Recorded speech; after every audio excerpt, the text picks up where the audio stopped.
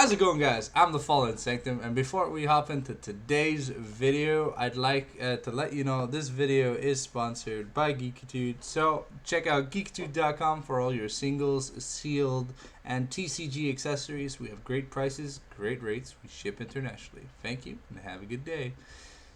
What's going on, guys? I'm the Fallen Sanctum, and in today's video, we were supposed to bring you blue-yellow healing Shakuamon, but we decided, because we suck at building yellow, like, me and yellow don't go together. Like, I literally need a deck skeleton from someone else, and then they can teach me how to, like, play yellow. Alright, so, yeah, let's hop into the meat and potatoes. As you can see, we are running the quad Upamon setup. I had to re-record because the last time I recorded this video, there was no sound on my OBS, and I didn't realize that until I had already uploaded the video. So I'm already crying inside. But should be a fast re-upload, so let's just hop into it without wasting any time necessarily. So up and coming is the Ragnarlordmon deck, and that deck stacks so many shits in your soul that, like, you gotta take stuff out. You gotta take the stuff out. You gotta pull it out. You're gonna be like, no. And I feel one of the ways to stun it, besides Puppetmon, is to just, stunt its growth. Take out all the pieces that make the Ragnarlordmon a 40 keyword card with 150,000 million bajillion gajillion players. And yeah. Let's just hop into the lineup right now. As you can see, there is only quad Upamon. Quad Upamon is basically the best Digi evolving related mechanic. It's a when attacking once per turn if your opponent has a Digimon with no source, because you can stack the chain, right? So you can stack the chain and you get to draw a card, and that's pretty good, because you can swing on another Digimon that's rested and take out the chain of everything else. So if your opponent's playing Rookie Rush, you swing on the Rookie and you like dismantle his other guy, and like you get all your procs because you're swinging because there's a Rookie on the field, right?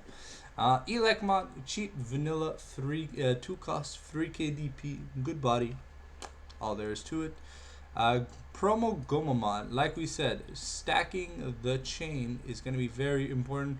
Upamon is baby, wait, what is it? No, Upamon is Armadillomon's little thing, but Gomamon having the same kind of effect as Upamon is very useful. Do your turn once per turn.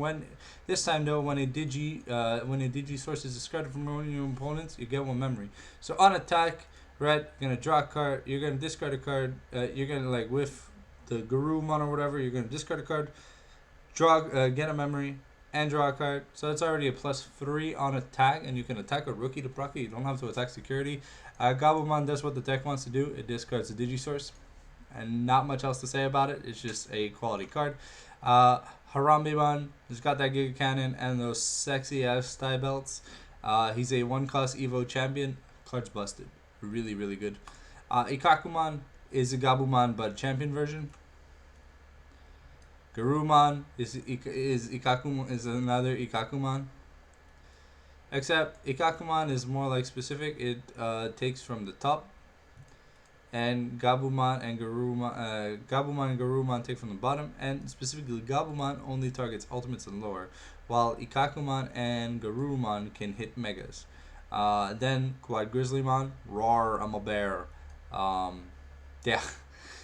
It's just a blocker, there's nothing special about it. Our boy Zudamon, we have a card that has 2 skills. So you normally you Digivolve it, and then you Digivolve over it, and then you play it with the Kaiser Nail, so that way you get the 2 cards to draw 2 cards. Instead of paying 7 to draw 2, you pay 4 to draw 2, and it's really good. And when attacking, if your opponent has no Digisource, if your opponent has a Digimon with no Digisource, you get a memory. So it's like the Gomamon. So when the Vikemon swings, you're getting like 2 memory and a draw and other stuff on a fully built lineup, and that's actually pretty dope. Shakuamon is there for the anti-rookie rush. We don't want people just slapping a card and going, that's game. We don't want to be threatened by blockers, because blockers will normally not have any source on them, and you're like, okay, can't swing with it even if you felt like it. It doesn't do anything. Yeah. It's an amazing card. It's also treated as a blue Digimon, so it's the only blue Digimon. If it's the only Digimon I have on the field, then I can still use option cards. But normally we're gonna have the Tamer out, or we're gonna have any other Digimon, because everything is pretty low cost in this deck. And yeah, last but not least, we've got the 4 power cards in the deck. So we have Metal Siegmon. Now you're gonna be asking, yo, Fallen, why you running Metal Siegmon? Isn't the card garbage? Well, it is in a bit, and it's not in another bit, you know, because it does bounce champions and less, and it trashes all the Digi source. So you know, like, if you built a champion from a Digitama, I'm trashing 2 cards for free. And I can do that twice, you know? So, like, trashing up to 4 cards, and he can't be blocked by a non-Digi source. So you can't just cast a blocker and be like, what up? Nah, nah, nah. Meta Siegmon goes, River of Power. Yo, Vagmon is a typical Kakumon lineup, you know. Your turn. If your opponent has a Digimon with no Digisource, plus 1k, so it's 13k base, and plus 1 sack check, and plus 1 memory, and plus 1 memory, and draw a card. Yeah, so, you know, just like that. Or discard 2 Digisources and draw a card. Or, you know, Vulcan's Hammer. Senzu Bean, really good. Why wouldn't you play it in blue deck?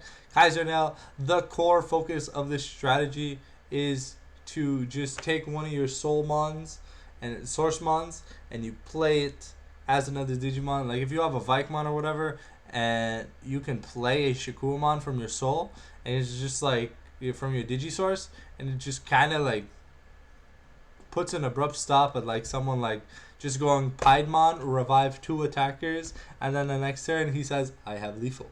That they don't have lethal anymore, you know? And then last but not least, Matt Ishida. I know this deck profile has been a little short, but he's your typical memory setter. And when you play Blue Digimon, yes, if I Kaiser Nail, I can, Wolf Claw, I can rest Matt. Okay, like here's like the full combo, right? You know, I activate Wolf Claw to play Zudomon from the source. Zudomon will draw me 2 cards, and I can rest Matt to discard a Digisource. And then I can evolve back into Vikemon with the Zudomon, given that I have enough stuff. So, yeah, that's it. It's honestly, it's blue-yellow, but it's really just blue. But, like, I feel like it can be really good. There may be some improvements down the line that we can do, but I'm definitely going to take this to the lab, do some testing with my boy Seth at the hashtag Geekadude. Wow, I had a brain fart right there. I said Geekadude. At Geekadude headquarters. And as always, for anyone in the Montreal area, if you want to come play Digimon, or you want to, get your deck proxied up, I do a proxy label service. And, if you want to go to a library or whatever and just print your cards, bring a USB key, print them out, Digimon Card Dev for all your proxy needs. And I want to thank you guys, hashtag Geekitude, once again for sponsoring this video. And I'll see you guys on the flip side. Leave in the comment section below what you'd like me to do next. Thanks. Ciao.